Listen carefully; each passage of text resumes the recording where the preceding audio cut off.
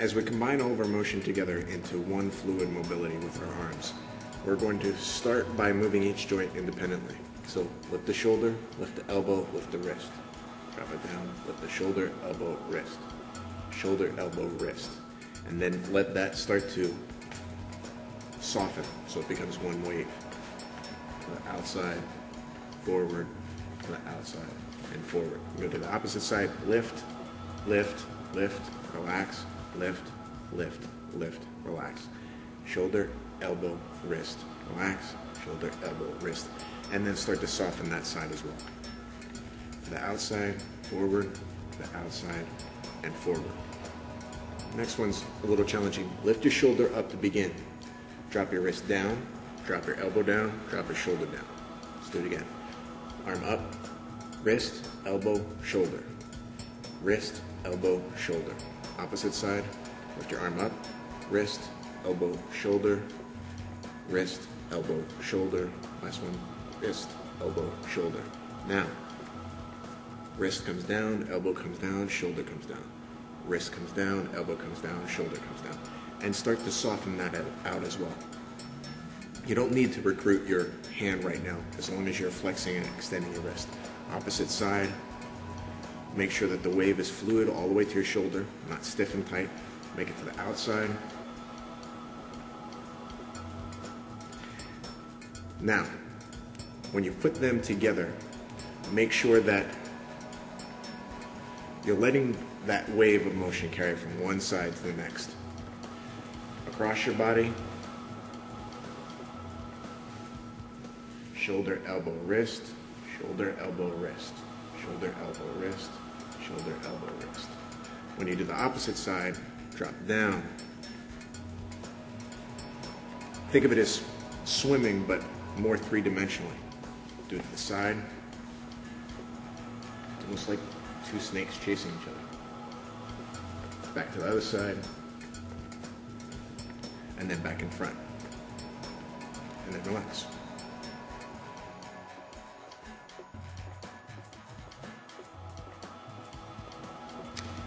In our fingers, we're going to try and keep the wave going throughout our hand so that we're working across, not just independently in the fingers, but realizing that it connects to our hand. So start with inside circles with your thumb, and then immediately follow it with 3 circles with your pointer finger. To your middle finger, to your ring finger, and to your pinky finger. When you get completed, start with your pinky and move backwards.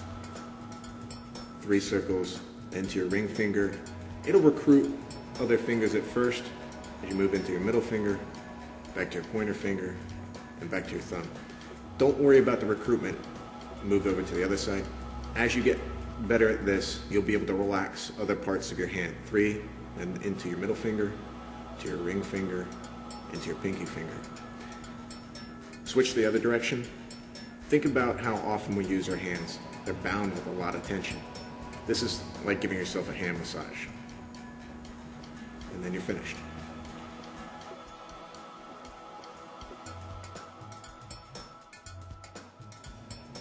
As we move down to the thoracic part of your spine, the 4 ranges of motion are a little peculiar because we have to also deal with the expansion of our chest. So when you move forward with your spine, you're also lifting upwards. Lift your solar plexus up towards the sky. And then when you pocket and fold down, don't just lean backwards, but collapse. So you move forward and lift. That should be a natural inhale. Just allow it to happen, and then collapse and fold back down. Forward and lift, and collapse and fold. The next may be a little bit challenging, but as you come back to center station, think of trying to fix your hips in place.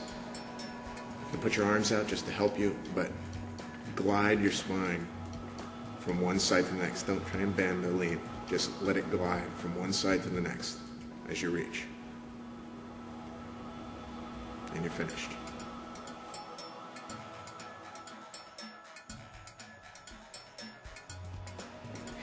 As we move down to our pelvis, we store a lot of tension, and we have a great deal of immobility here. So I really want you to concentrate on first extending and having a rounded hip, opening up your hip flexors. As you collapse down, Sit back like you're going to sit on a chair into a squat. Don't bend over. Press forward, curling your pelvis up, and then snapping fully into a rounded hip. Sit back like you're going to sit in a chair, arch. Sit down till your thighs are as parallel to the ground as you can manage. And then forward, rounded hip flexors, full extension. And sit down one more time, arch back, sit back into the chair. Now let's move on to the lateral movement. Try and put all of your weight. If you have to balance by holding onto something, that's okay. Try and put all of your weight on one leg and push your pelvis as far as you can. It should feel uncomfortable and tight if you haven't moved this range of motion. Move to the opposite side, tilt and push. Hold on to something if you're not stable and your legs aren't strong enough yet, but really reach. You can make the motion shallower, but you must sink down and root in order to tilt the pelvis sufficiently. One more time, deep, sit, root, deep, and you're done.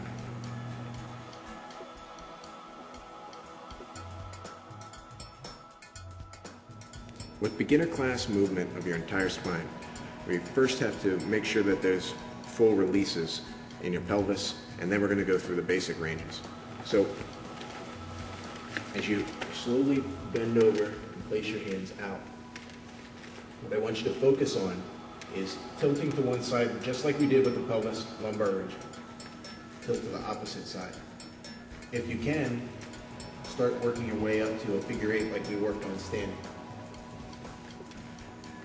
Maybe you'll hear some pops and releases in your hips, but when you bend over, you're lengthening the muscles, so that it's more likely that the stretch is going to happen.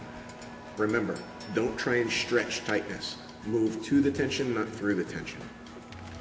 Now you can begin with the basic ranges of the spine. First, bending over.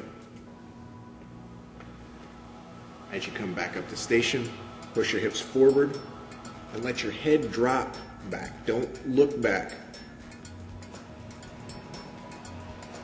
Sit down. Make sure that you're not wrenching your head up, like trying to force a crunch. When you're in back position, fold at the hips and bring your neck back into station. Then forward, push your hips up, let your head drop back loose. Fold at the hips, lean forward, squat down, push your hips up,